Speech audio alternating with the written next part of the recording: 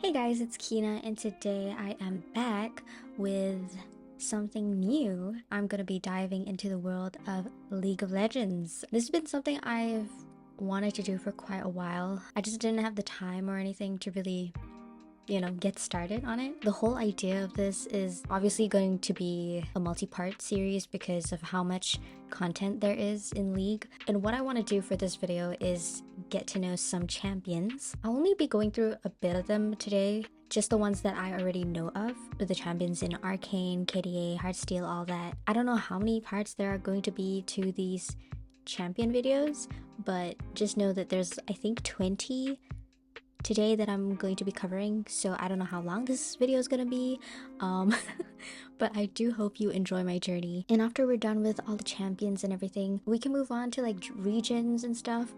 Yeah, there's just so many things to look at, so yeah, let's get started, shall we? So I'm not gonna lie, this video basically turned into an ASMR reading story time, bedtime story video. That's just a heads up. I hope you enjoyed though. I had a lot of fun reading, although I did get a bit burnt out after the 5th champion.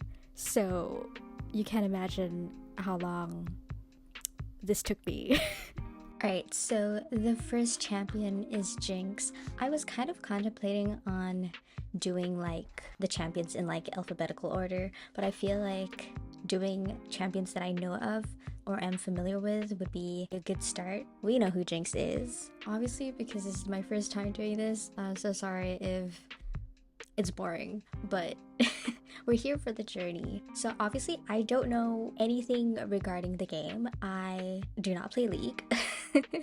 So I don't know what a marksman is. I'm not sure. Let me know in the comments. Oh, you can look at their regions from here. Okay, this is the game info. Okay, so all right, we're not gonna do that. We're just gonna go read her biography, I guess. This is so cool. I really like the layout of this. The loose cannon. How long is this? Okay, it's not too long. While most look at Jinx and see only a mad woman wielding an array of dangerous weapons, a few remember her as a relatively innocent girl from Zaun, a tinkerer with big ideas who never quite fit in. No one knows for certain what happened to turn that sweet young child into a wild card, infamous for her wanton acts of destruction. But once Jinx exploded onto the scene in Piltover, her unique talent for sowing an anarchy instantly became the stuff of legend. I'm like reading a bedtime story here. Jinx first gained notoriety. Oh, I never know how to pronounce that word. Through her anonymous pranks on the citizens of Piltover, particularly those with connections to the wealthy merchant clans. These pranks range from the moderately annoying to the criminally dangerous. She blocked streets on Progress Day with a stampede of exotic animals freed from Count May's menagerie? Menagerie. Okay, so I need glasses, obviously. And I think it's actually a bit too small, so let me just... Alright, that's better. I don't know why I'm making it so hard for myself. She disrupted trade for weeks when she lined the city's iconic bridges with adorably destructive flame choppers. Once, she even managed to move every street sign in town to new and utterly confusing locations. Though this unknown troublemaker's targets seemed random, and her motivation nothing more than pure chaos, her actions always served to bring the city's orderly bustle to a screeching halt. Naturally, the wardens attributed some of her crimes to chem-punk gangs from the Undercity. Having others get credit for her manic schemes didn't sit well with Jinx, and so she made sure to make her presence known at every future crime scene. Rumors soon circulated of the mysterious blue-haired Zaunite girl carrying Chemtech explosives, a shark-mouthed rocket launcher, and a repeater gun. Still, the authorities dismissed these reports as preposterous. After all, how could a lowly street punk possibly obtain such a lethal ordnance? Ordnance?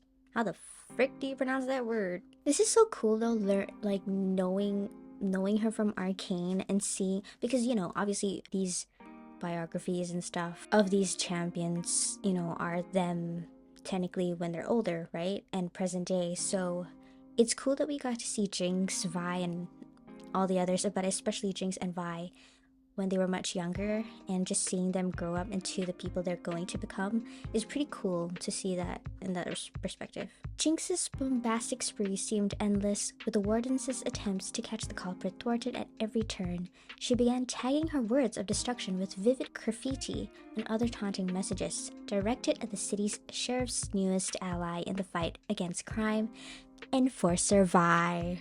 Okay, there we go. Jinx's reputation grew, leaving the people of Zaun divided as to whether she was a hero for sticking it to the arrogant Pilties. So that's... oh, you call them Pilties? After months of ever-increasing carnage, Jinx unveiled her biggest plan yet. In her trademark electric pink, Jinx daubed the walls of the Ecliptic Vaults, one of Piltover's most secure treasuries, with a very unflattering caricature of Enforcer Vi and the details of her own intention to rob the stores within. An uneasy sense of anticipation settled on Piltover and Zaun leading up to the promised date of the heist. Many doubted even Jinx would have the guts to show up and risk almost certain capture. When the day arrived, Vi, Sheriff Caitlyn, our girl, and the Wardens prepared a trap for Jinx outside the treasury, but Jinx had already smuggled herself inside by way of an oversized coin crate that had been delivered days before.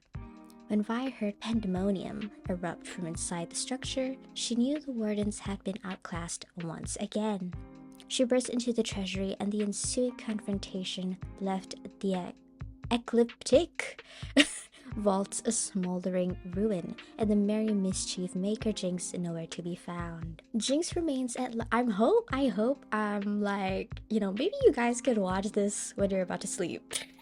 Jinx remains at large to this day and is a constant thorn in Piltover's side. Her schemes have inspired copycat crimes among the camp punks, as well as numerous satirical plays on lampooning the incompetence of the Wardens, and even a smattering of new colloquialism. I never know how to pronounce this word.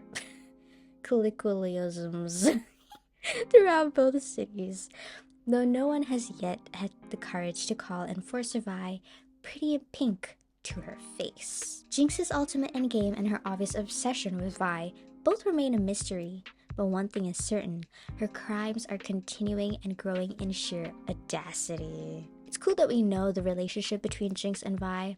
I wonder how you guys, you know, who've played League of Legends, I wonder what you thought about their relationship beforehand. You know, what theories you guys had and stuff. If there were theories. I'm not gonna read her story because I don't know how long this video is gonna be, so this is just, you know, this is just to test the ropes. So let's go back to her thing. Alright. So she's a marksman. I don't know what a marksman is. Let me know in the comments. Yes, and she resides in Zaun. We will look at the regions in like the region video. We can see her game info, but like because I don't play the game, so I don't know. Yeah, Jinx, I watched this already. I remember reacting to it, I think.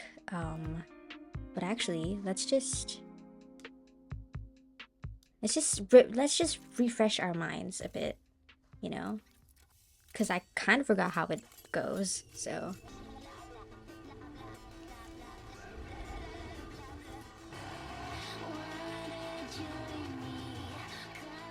Okay, it's slowly coming back to me.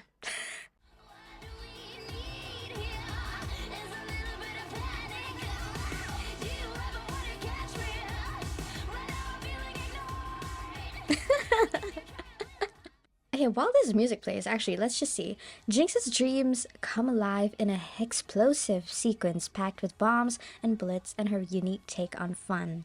Marvel at the mayhem in the Jinx music video. Let's go. Now, what is this? Let's check it out. This is a cool artwork. Her outfit is honestly so dope. I've seen so many like cosplayers and stuff. I really want to cosplay Caitlyn though. Caitlyn's outfit to me is like one of the prettiest ones. Also, obviously, you guys can let me know if there's any like additional stuff that aren't in here for the champions. You guys can put links below so I can go check them out and stuff. Ooh, let's see this. It's cool. It's cool how we got to this point. I mean, I'm taking it from the Arcane backstory, obviously, but how we got here is crazy. This is so cool, especially as like a designer myself. I really love looking at stuff like this, like concept arts and everything. Ooh, let's do that. Oh, this is so cool. What? This is so cool. This is so cool. Oh my god, I'm going crazy. I love art. So the artist's name is Katie DeSosa. I'm sorry if I butchered your name, but wow, this is great. I love this. Ooh, this is cute too. Ooh, look at this. Oh my god, weapon concepts. Oh, the artist in me is like, oh my god, I love this. I love this shit. Ooh, this is a different kind of art. These are, I'm guessing, yeah, splash arts. I actually really like to watch those splash art speed paints. Like, I've watched a lot of other League of Legends champions splash arts already, and it's just so cool seeing the progress and everything. The different tools and techniques they use, you know, to create these artworks is also really cool. I'm a huge fan of this shit. Her hair is so long. Let me just check out what game info. And don't mind me if I get distracted and stuff. We're here for the ride. Oh, okay, wait. There's more skins here, so let's check it out. Obviously, I know Star Guardian because I did watch a few videos for Star Guardian. I think there were more that I did not react to because I kind of lost track of which ones I've watched and which ones I haven't. Obviously, the most concept that I'm familiar with is the Arcane Jinx, which is so cool. Her outfit in Arcane is actually really cool. The steampunkness of it is... How does her original look like? Let me see. Yeah, her original looks already steampunk-ish, but Arcane definitely did a good job on like setting the whole this is steampunk, you know? I'm just really obsessed with the rendering. Like, I can't, like, I draw, but I can't render for shit. Alright, let's move on to the next champion, shall we? And obviously it's going to be Vi, the Piltover Enforcer. It's so cool going into Arcane Season 2, knowing she's going to be an enforcer, but I think somebody did mention how, because of where she comes from, you know, and her upbringing and everything, it's important to note that she's technically just under Caitlyn's orders because, you know, it's kind of like... Okay, it has nothing to do with Kogias, but it's kind of like how Suzaku, you know, works for Britannia, but he is Japanese, so, you know, that kind of thing. So let's read her biography, shall we? This is already a long video. This is already like 20 minutes. Vi remembers little of her childhood in Zon, and what she does remember, she wishes she didn't. Running with some snipe gangs, she quickly learned to use her wits, as well as her fists, to survive. Everyone who encountered Vi knew she could talk or punch her way out of trouble. More often than not, she chose the latter. None of the old-timers from her youth could tell her anything of her parents. Most assumed they had died in one of the industrial accidents that were sadly all too common in the Undercity. Though she had ended up in a crumbling Hope House orphanage, the notoriously mad sump scrapper claimed to have found her adrift in a bassinet large enough for two in the ruins of collapsed Cam Lab. In the end, Vi figured some things were best left unknown. Whether there was a scrape to be gotten into or a scam to be run, Vi was in the thick of it, though she never stole from those that couldn't cover the lost, and never hurt those that didn't deserve it. As she got older, the capers of childhood became more audacious and daring, and Vi formed a gang of her own. Brash and quick to anger, she still relied on her fists a little too much, and was rarely without a black eye or split lip. She found a mentor in the owner of a bar on the edge of the lanes, who tempered some of her more self-destructive tendencies. He tried to reinforce her moral code and showed her how to fight with discipline, as well as teaching her ways to better direct her simmering anger. We know who that is. You will be missed, Vander. In time, Vi earned a reputation as someone who got things done, no questions asked. She planned a heist, but knew it would require extra bodies to pull off. So Vi reluctantly brought a rival gang from the factory fiends in on her score. Everything was going fine until the leader of the fiends killed the mine owner with a pair of oversized pulverizer gauntlets and trapped the rest of the workers in the tunnels, even as both gangs fled with the loot. Vi knew she could not leave these innocent people to die. She snatched up the gauntlets, the wrist mechanisms clamping down painfully on her arms, but she endured the agony long enough to smash open a path to free the miners. Okay. The following day, Vi paid a visit to the factory wood fiends. Still wearing the power gauntlets, she took on the entire gang, administering a beating so legendary that it is still spoken of in lanes to this day. Okay, so it's interesting that, you know, they took some of what, you know, her character went through, like the gauntlets and stuff, but they kind of changed it a bit in Arcane, which is kind of cool. Vi eventually disappeared from Zaun during a time of great upheaval when tensions with Piltover were running high. Rumors circulated between the gangs that she had been killed in a huge explosion in the heart of the Undercity, or that she had turned her back on her friends and struck out for distant lands. The truth, however, finally came to light when Old Hungry's Scars, a vicious gang whose murder sprees had spread topside, were brought down by a respected sheriff of Piltover and her new ally, Vi. The former gang leader was now in the employ of the Wardens, and she had replaced the chem-powdered pulverizer gauntlets with a pair of brand new Hextech Atlas prototypes. No one yet knows the reason why or how Vi came to be working alongside Caitlyn, but given the anarchic nature of the crime wave now sweeping Piltover, speculation runs rife that it might involve a certain blue-haired Hellion from Zaun. This is so cool, reading this shit this way. She resides in Piltover. She has a story as well. Maybe I'll do like reading these stories in like separate videos. I don't know, because this video is already too long, so okay, she has like 2 short stories. Interrogation 101, Parkas Day. Let's check out her art. This is interesting. Ooh, I like this design though. Wow. I wish I could render. I do not know how to render, bro. Her body is bodying though. She's so femme fatale. I love it. I love how she looks. Gosh, the designs on the gauntlets too? Crazy. Yeah, you can see like the difference a bit in her early concepts. Honestly, this hair rocks though. I like this hair. See her other artwork. Punch first, ask questions while punching. She's real. Look at that. Ah. Oh my god, these are so cool though. These kind of remind me of Alita. You know, like the game that they have in the story, the one where they're like going around the circuit or something. I don't know. I forgot. But that kind of reminds me of what she wears. All right, let's see. What's her login theme?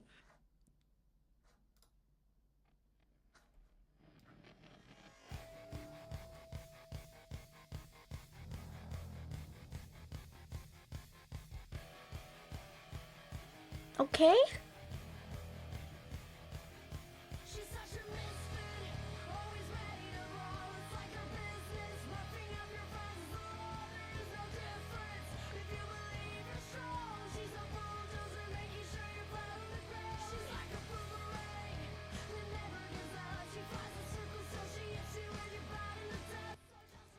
Okay, I never heard this one. Yeah, I don't think I've heard a lot of their login themes except for the Jinx one.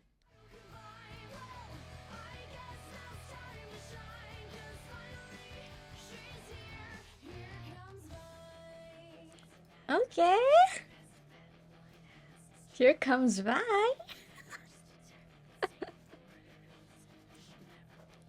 I like this one actually.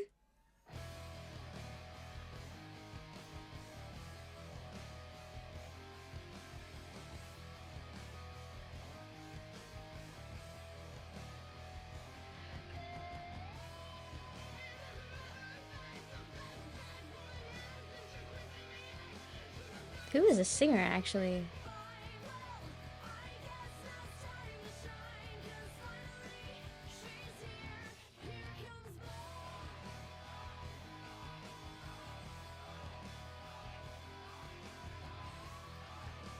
Oh my god. I can't wait for Arcane. Season 2.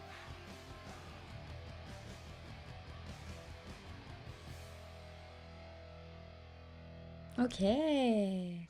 Okay, shit. I like that one. Next one is Caitlyn. Let's go. Like, look at her. Oh my god. She's so cool. Born into a wealthy and influential merchant clan, Caitlyn Hirman swiftly learned the social graces of life in Piltover, but preferred to spend her time in the wilder lands outside it. Equally adept at mingling with the money-eyed elite of the City of Progress or stalking a deer through the mud of the forest, she could confidently track a bird on the wing over the merchant districts, or put a shot through the eye of a hare at 100 paces with her father's repeater musket. Caitlyn's greatest assets, however, were her intelligence and willingness to learn from her parents, who reinforced her understanding of right and wrong, even within a life of comfort and privilege. Her mother was one of the highest comptrollers in Clan Kiraman, and would always warn Caitlyn of Piltover's seductions and its gilded promises that could harden the kindest hearts. At first, Caitlyn paid little heed. To her, Piltover was a place of beauty and order that she cherished after each trip into the wild. All that was to change one Progress Day, some years later. Caitlyn returned to find her home ransacked and empty.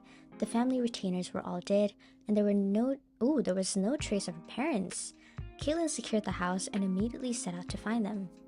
Tracking within the confines of the city was very different from hunting in the wild, but one by one, Caitlyn located the thugs who had invaded her family home. The trail eventually led her to a hidden safe house where her mother and father were being tortured for information. She rescued them under cover of darkness and alerted the Piltover wardens. Though not one of the kidnappers they arrested knew the identity of the individual who had hired them, only a proxy with the initial C.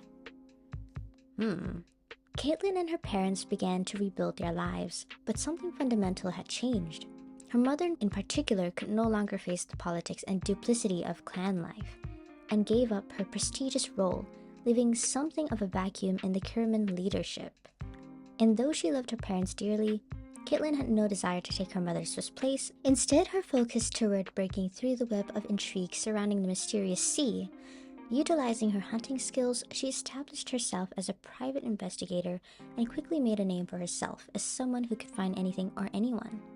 In recognition of her self-made success, Caitlyn's parents crafted her a hextech rifle, an exquisite artifice with greater accuracy than any musket. The weapon could take a variety of specialized shells and be easily modified in the field. After a particularly traumatic case involving a missing hextech device and a series of child abductions, Caitlyn was summoned by the wardens. She had been recommended by one of their number who had also developed something of an affinity for stranger cases, and their battle with a host of rogue chimerics in the employ of a lunatic cam researcher driven mad by his own concoctions led to her being offered a formal position as a sheriff. At first, Caitlyn refused, but eventually came to realize that the wardens' resources could potentially get her closer to discovering the true identity of C. Caitlyn has since become a highly respected officer within the ranks of the wardens, always striving to make the City of Progress a better and safer place. She recently partnered with a new recruit from Zon, the brash and reckless Vi. How such an unlikely pairing came about, and had been proven so effective, is the subject of wild rumor and tavern speculation among their fellow wardens, as well as those they haul away to jail. What Caitlyn doesn't know, however, is that C is also keeping tabs on her, especially as her investigations bring her ever closer to the truth. Interesting. Okay, who is this mysterious C, I wonder? Okay, she has 2 short stories, one being the one related to Vi, I guess. So I guess these short stories, like, they're just added here if they're in it, right? Let's see her art. Yeah, she's cool. This is different. Vi. Damn. Heartthrob Caitlyn. Like, she looked like this in the season 1. So I wonder, because we saw her in a different outfit, in the trailer, right, for season 2. So I wonder then, let me see her original outfit. Yeah. From what we saw from the top, it looked like this. The top. I don't remember her wearing a hat. I'll probably have to watch the trailer again. I'm gonna take a little break because it's already been 40 minutes of me recording this. So I will take a break and then I'll come back with our next champion, Jayce. Alright, Jayce. Let's see what's going on with you. Jayce, the defender of tomorrow. Oh, this is quite a long one. Jayce is a brilliant inventor who has pledged his life to the defense of Piltover and its unyielding pursuit of progress. With his transforming hextech hammer in hand, Jayce uses his strength, courage, and considerable intelligence to protect his hometown. While revered throughout the city as a hero, he hasn't taken well to the attention it brings. Still, Jayce's heart is in the right place, and even those who envy his natural skills are grateful for his protection in the City of Progress. A native son of Piltover, Jayce was raised to believe in the principles that made the city great. Invention, discovery, not going to Zon if you could help it. With a knack for understanding machinery, Jayce earned the honor of being the youngest apprentice to ever be offered patronage by Clan Geopata, one of Piltover's most respected ruling clans. Okay. Utterly unsurprised, Jayce took the offer, spent most of his early years constructing potential hextech devices and designing transformable multi-tools for Piltover's working class. Everything Jayce touched put his contemporaries to shame. Okay, so instead of the Karaman clan, it was the Geopara clan who became his patrons. Interesting. Okay, I do not know who the Geopara clan is. Most things came easy to Jayce, and he can never understand why his peers had so much trouble with what, to him, were simple concepts. As a result, nearly everyone who worked alongside Jayce found him arrogant, dismissive, and unwilling to slow his pace to help his colleagues catch up. As time went on, his patience became shorter, while at the same time, a chasm grew between decorum, charm, and Jayce's natural demeanor. Only one person ever managed to match Jayce's intelligence, while also maintaining a healthy indifference to his superior attitude. His name was Viktor. My mans! That's my mans. The two met at a mandatory Progress Day party, and immediately bonded over how little either of them wanted to be there. They started working together shortly after. Actually, you know what? Now that I'm remembering, I think I read a bit of this. It's either that I read this or a short story about them. I don't remember. It was a long time ago. They started working together shortly after. Viktor expanded Jayce's intellectual horizons and challenged many of his assumptions. While Jayce sought to improve humanity via versatile technology, Viktor sought to solve his problems inherent to humanity itself, such as physical decay or illogical prejudices. They constantly argued with one another, but their conflicts never got personal. Though their methods were different, the two colleagues knew their ultimate goals were very much the same. More than that, they both knew what it was like to be ostracized by their colleagues. Viktor because of his unconventional thinking, Jayce because of his rudeness. This is not even just a Jayce biography, this is literally a Jayce and Viktor biography. Together, Jayce and Viktor invented a mechanized construction suit for Piltover's dock workers, something hearty enough to enhance the wearer's strength, but light enough that its wearer wouldn't immediately drown upon falling overboard. However, the two reached an impasse when Viktor's design for the next version of the suit included a chemtech implant that would increase the wearer's strength output by tenfold, while also preventing them from getting tired, panicking, or disobeying instructions from their superiors. While Viktor considered this feature a brilliant means of reducing the frequency of construction accidents, Jayce found its indifference toward free will immoral. The two nearly came to blows over the design, and ultimately, after Jayce warned the Academy of Viktor's invention, Viktor was stripped of his honors and ostracized from Piltover's scientific community. Damn! Snitch! Well, I mean, I'm kinda on Jayce's side here, but Viktor was the closest thing Jayce had ever really had to a friend, and distraught over their falling out, went back to working on his own. He grew more insular, his impatience toward others grew even thinner. Damn, what a breakup. As Jayce studied in solitude, Clan Geopara's explorers discovered a raw blue crystal deep within the Shuriman Desert. Okay, this is where that thing comes in. Though Jayce volunteered to experiment on it, specifically by suggesting the clan's other scholars wouldn't be smart enough to get anything out of it. His lack of tact in doing so prompted Clan Giapara to give it to their better-mannered scholars as a form of punishment. Oop. Yet, after many months, the scholars reached an unanimous conclusion. The crystal was worthless. A power-drained hunk of rock.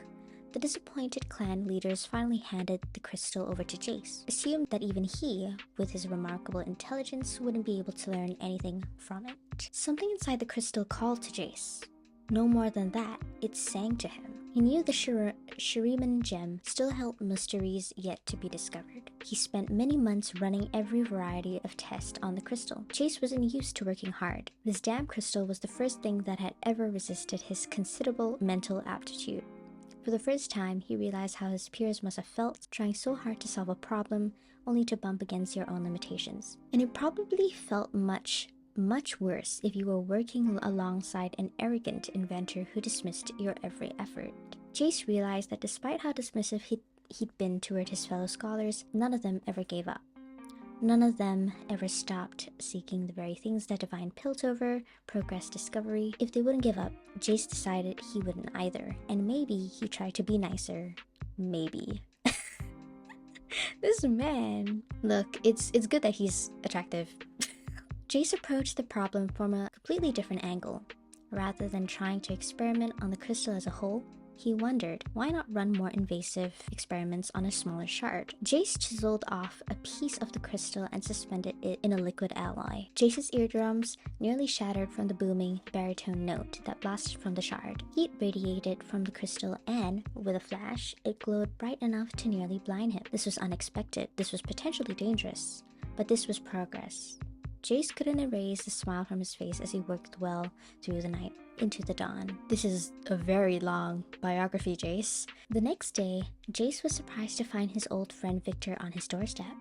Alerted by the massive power spike from the crystal shard, Viktor had a simple proposition. Since his expulsion from the Piltovan scientific community, Viktor had commenced work on a secret project in Zaun. He'd finally learned how to achieve his dream, how to eradicate disease, hunger, hatred. If Jayce joined him, the two would accomplish more than anyone from Piltover or Zaun could have dreamed of. They'd save humanity from itself. Jayce had heard a monologue like this before from Viktor. He never liked where it led. Viktor told Jayce that he only needed one thing for his glorious evolution, a power source like Jayce's crystal. Jayce disagreed, informing Viktor that what he truly needed was a moral compass. Ooh. Viktor, who had long grown tired of Jayce's rudeness, leapt upon him, grabbed the crystal, and knocked Jayce unconscious with it. When Jayce awoke hours later, he noticed that though the Shuriman crystal was gone, Viktor hadn't seemed to notice or care about the smaller shard. Jayce knew whatever Viktor was planning, he would only resort to these measures if he were close to completion. Even though he didn't know what Viktor's glorious evolution consisted of, it probably didn't have a lot of respect for the free will of others. Jayce retrieved the suspended shard and installed it into a massive transforming hammer. That reminds me of like when there's one scene in Arcane where Jayce and Viktor were showing Heimerdinger their progress, basically. One of the products or whatever that they showcased was what Viktor uses in the game, you know, from his design and stuff. I don't know what it is. We're gonna get to it. But yeah, I just remembered that, and that I remember thinking like, oh my god, that's so cool that if you were not, you know, a League player, if you didn't know anything about League of Legends, you wouldn't have known, and I didn't know about that. But if you knew and played League, that would have been such a cool little Easter egg, I guess. Though he had no idea where Viktor might have taken the crystal, he could feel the Hestek hammer vibrate, pulling him not north, south, east, or west, but down, toward the undercity of Zaun. The shard, eager to be reunited with the crystal from which it was chiseled, eventually led Jayce to a warehouse in the depths of the sump. Within the cavernous building, Jayce found something horrifying. Dozens of corpses, their skulls sawed open and hollowed out, their brains transplanted into an army of immobile metal soldiers, hooked up to the now pulsing crystal. This was the first step in Viktor's glorious evolution. Oh, Viktor. Jayce's stride grew less confident as he approached Viktor. He and Viktor had not always seen eye to eye, but this was something else entirely.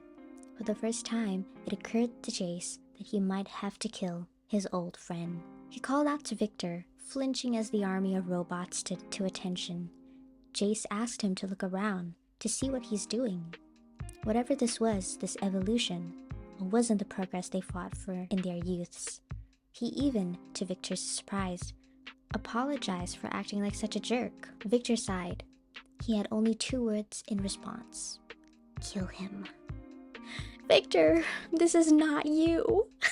The automatons sprinted toward Jayce, breaking free of the wires connecting them to the crystal and introducing Jayce to another new emotion, panic.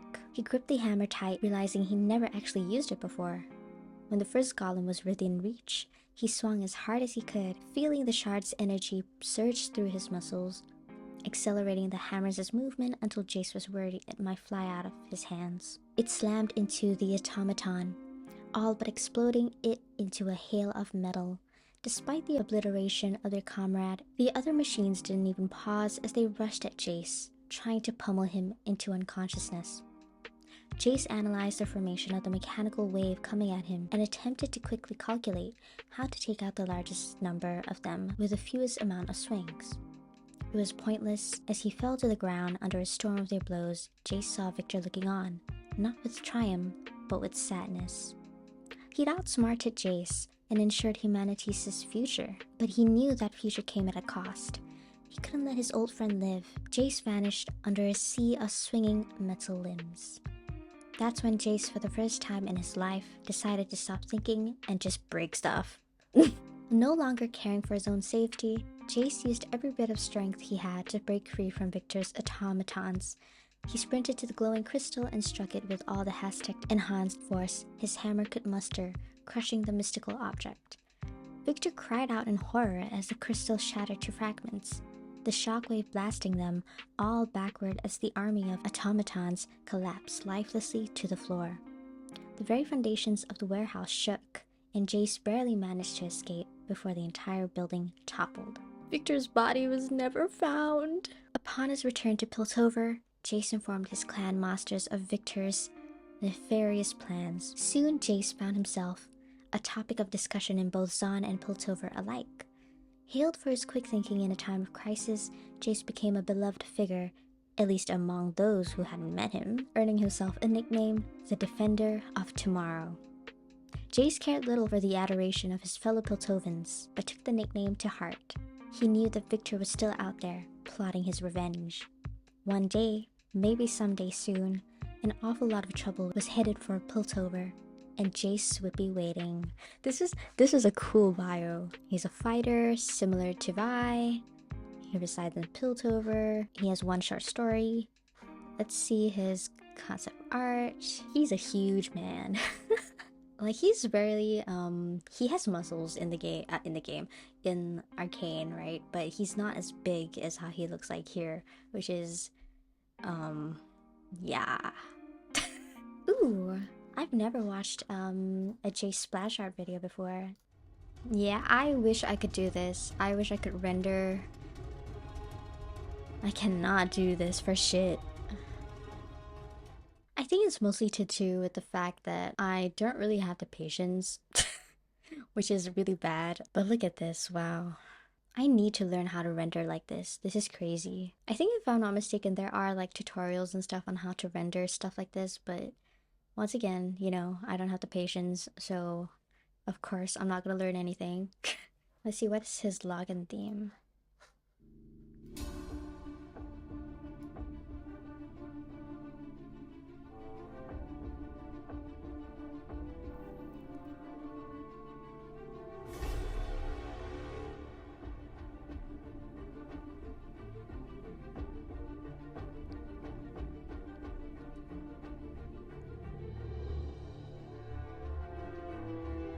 Lowkey sounds like a rap beat.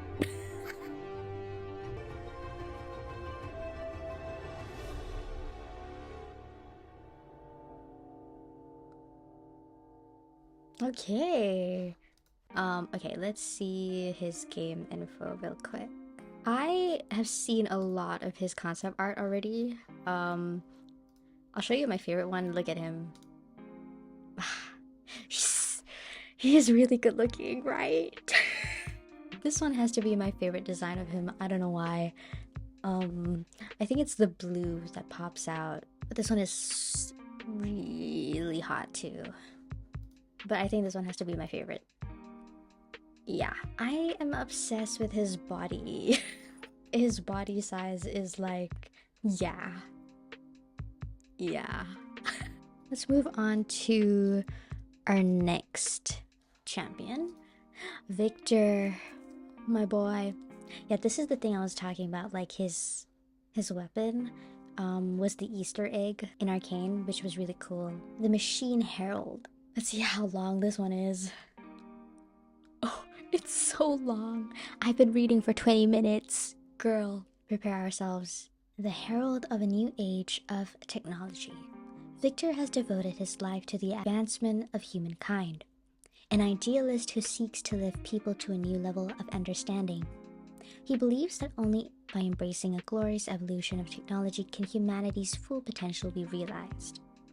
With a body augmented by steel and science, Viktor is zealous in his pursuit of this bright future. Viktor was born in Zon, on one of the borders of the Entresol level, and encouraged by his artisan parents, discovered a passion for inventing and building. He devoted every waking minute to his studies, hating to interrupt his work even to eat or sleep. Abandoning his work, even for a short time, was anathema to Viktor.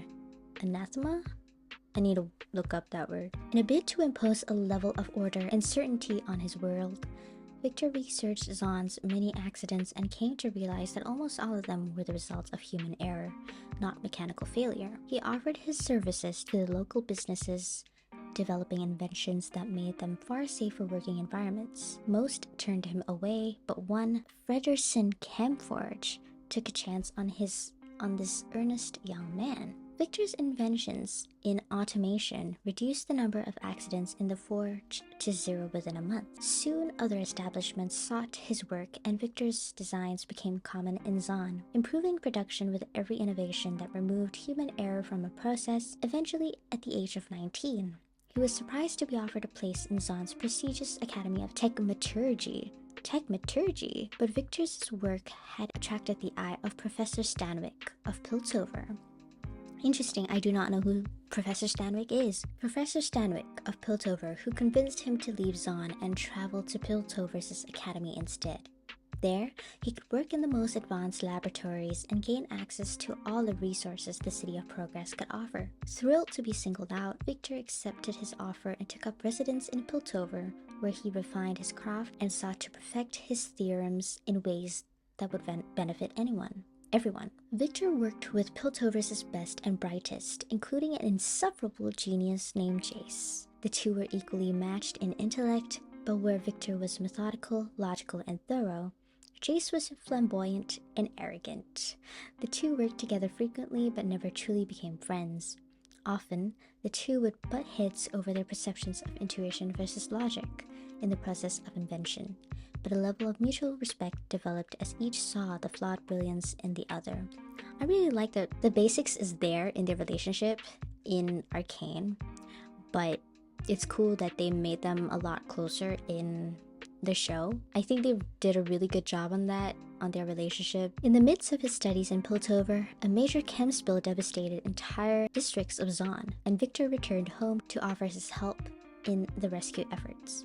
By grafting a sophisticated series of cognitive loops upon existing automata technology, he crafted a custom-built golem, Blitzcrank, to help in the cleanup. Blitzcrank was instrumental in saving scores of lives and appeared to develop a level of sentience beyond anything Viktor had envisioned. Even with the spill contained, Viktor remained in Zon to help those afflicted by the released toxins. With the golem's help, he attempted to use his techmaturgical brilliance to save those whose lives had been blighted by the spill. Their attempt was ultimately unsuccessful in preventing more deaths, and the two parted ways. Though Viktor was distraught at the loss of life in Zaun, the work taught him a great deal about the merging of human anatomy with technology, and how mortal anatomy could be enhanced with technology. When Viktor returned to Piltover weeks later, it was to find that Professor Stanwyck had held a symposium of Blitzcrank and presented Viktor's research as his own. Bitch! Viktor lodged formal complaints with the masters of the college, but his impassioned claim that he had designed Blitzcrank fell deaf on ears. He turned to Jayce to verify his claims, but his fellow student refused to speak up, further widening the rift between them, and the matter was decided in Professor Stanwyck's favor. Bitter but resigned, Viktor returned to his studies, knowing that his ultimate goal of making people's lives better and enhancing humanity was more important than one stolen project and a bruised ego. He continued to excel, finding ever new ways to eliminate human error and weakness from his work, a facet of his researches that came to dominate his thinking. He saw human involvement in any part of the process as a grossly inefficient aberration, a view that put him at odds with a great many of his fellow students and professors, who saw the very things Viktor sought to remove as the source of human ingenuity and creativity. Viktor and Jayce's enhanced suits allowed the wearer to go deeper, remain underwater for longer, and lift heavier weights, but many wearers claimed they saw phantom corpse lights in the depths or suffered from chem-induced hallucinations. When divers experienced such symptoms, they panicked and often got themselves or their fellow divers killed. Viktor saw the problem was not technical, but with the wearer's nerves unraveling in the inky depths. He devised a cam-shunt helm that allowed an operator on the surface to bypass the wearer's fear response and effectively control the diver. Interesting. We get to see a bit of his perspective on this situation. A heated discussion between Viktor and Jayce on free will and mental enslavement turned bitter, almost violent, and the two vowed never to work again. Jayce reported the incident to the college masters, and Viktor was censored for violating basic human dignity, though in his eyes his work would have saved many lives. He was expelled from the college and retreated to his old laboratory in Zaun. Disgusted by the narrow-minded perceptions of Piltover's inhabitants, Viktor sank into a deep depression, enduring a traumatic period of introspection for many weeks. He wrestled with the ethical dilemma he now faced, finding that, once again, human emotion and weakness had stood in his way. He had been trying to help, to enhance beyond their natural capabilities to avoid error and save lives. Revelation came when he realized that he, too, had succumbed to such emotions, allowing his naive belief that good intentions could overcome ingrained prejudice to blind him to human failings. Viktor knew he could not expect others to follow where he did not go first, so, in secret, he operated on himself to remove those parts of his flesh and psyche that relied upon or were inhibited by emotion. Once again, it's just very interesting to see how, different some of these things are from Arcane, but the idea is technically kind of the same. When the surgery was done, almost no trace of the young man who had traveled to Piltover remained. He had supplanted the majority of his anatomy with mechanical augmentations, but his personality had also changed. His idealistic hope to better society was refined into an obsession with what he called the glorious evolution. Viktor now saw himself as the pioneer of Valorant's future, an idealized dream where man would renounce flesh in favor of superior hextech augmentations. This would free humanity from fatal errors and suffering, though Viktor knew it was a task that would not be completed easily or quickly. He threw himself into his great work with a vengeance. He used technological augmentations to help rebuild Zaunites injured in accidents, perfected breathing mechanisms, and worked tirelessly to reduce human inefficiency by decoupling physicality from emotion. His work saved hundreds of lives, yet seeking Viktor's help could be dangerous, as his solutions often brought unexpected consequences. But if you were desperate, Viktor was the man you went to. Some in Zaun, hearing fragments of his philosophy and seeing the success of his work, saw him as a messianic figure. Viktor couldn't care less for them, viewing their quasi-religious cult as an aberration, yet another reason to eliminate emotional foibles, and the belief in that which cannot be empirically proven. After a toxic event in the sump saw hundreds of men and women in the factory wood transformed into rabid psychotics, Viktor was forced to use a powerful soporific to sedate the victims and bring them back to his labs to try and undo the damage. The toxins had begun to eat away portions of their brains, but Viktor was able to slow the degenerative process by opening up their craniums and employing machinery to slowly filter their bloodstreams of poison. The technology available to him wasn't up to the task, and Viktor knew many people were going to die unless he found a way to greatly enhance his purgative machinery. As he fought to save these people, he detected a surge in hextech energy from Piltover and saw immediately that this could give him the power he needed. He followed the powerful energy surge to its source, Jayce's lab. Viktor demanded Jayce hand over the source of his power, a pulsing crystal from the Shuriman Desert. Am I pronouncing Shuriman right? Shuriman Desert. But his former colleague refused, leaving Viktor no option but to take it by force. He returned to Zaun and hooked the strange crystal to his machinery, readying a steam golem host for each afflicted person in case their body gave out under the stress of the procedure. Empowered by the new crystal, Viktor's machines went to work, and gradually the damage from the toxins began to reverse. His work would save these people, in a manner of speaking, and had Viktor retain more than a fragment of his humanity, he might have celebrated. As it was, the barest hint of a smile was all he allowed himself. Before the process could complete, a vengeful Jayce burst in and started smashing the laboratory with an energized hammer. Knowing an arrogant fool like Jayce would never listen to reason, Viktor ordered the automatons to kill Jayce. The battle was ferocious and only ended when Jayce shattered the crystal Viktor had taken, bringing the entire warehouse down in an avalanche of steel and stone, thus ending the existence of those Viktor was trying to save. And for this, Jayce returned to Piltover, feted as a hero. Viktor escaped the destruction of the laboratory and returned to his mission of better humanity by ridding it of its destructive emotional impulses. In Viktor's mind, Jayce's impetuous attack only proved the truth of his cause and strengthened his desire to unburden humanity of the failings of flesh. Viktor did send chem-augmented thugs to raid Jayce's laboratory not long afterward. This was, Viktor told himself, not for revenge, but to learn if there were any more shards of the Shuriman crystal he could use for the advancement of mankind. The raid was unsuccessful, however, and Viktor thought no more of Jayce. Instead, he intensified his efforts to find ways in which humanity could be shepherded beyond their emotional weaknesses and brought into a new, more reasoned stage of their evolution. Such researchers sometimes transgress the boundaries of what would be considered ethical in Piltover and Zaun, but they are all necessary steps in bringing about Viktor's glorious evolution. My goodness, guys, Jayce and Viktor's biographies. My brain is like fried right now. So he resides in Zaun. He's a mage. Okay. Ooh. This is an early Viktor color concept. I think I've seen it as well. Yeah.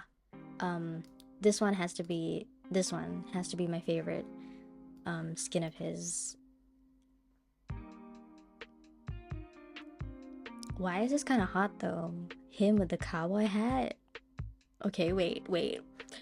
This is my favorite. But I think this is going to be my favorite too. My god, I feel like I need another break because my eyes are like hurting me. I'll take another break and I'll be back. So I lied. I didn't come back because I was so tired. That will probably be the end for this video. I hope you guys enjoyed it. In the next video, as you can see by the last champion that I was going to read up on was Echo. So we'll start off with Echo in the next one. And yeah, we'll see how that goes. If you did like this video, give it a thumbs up, subscribe for more content from me, follow my Twitch, my Instagram, and I'll see you guys in the next League of Legends video. Bye!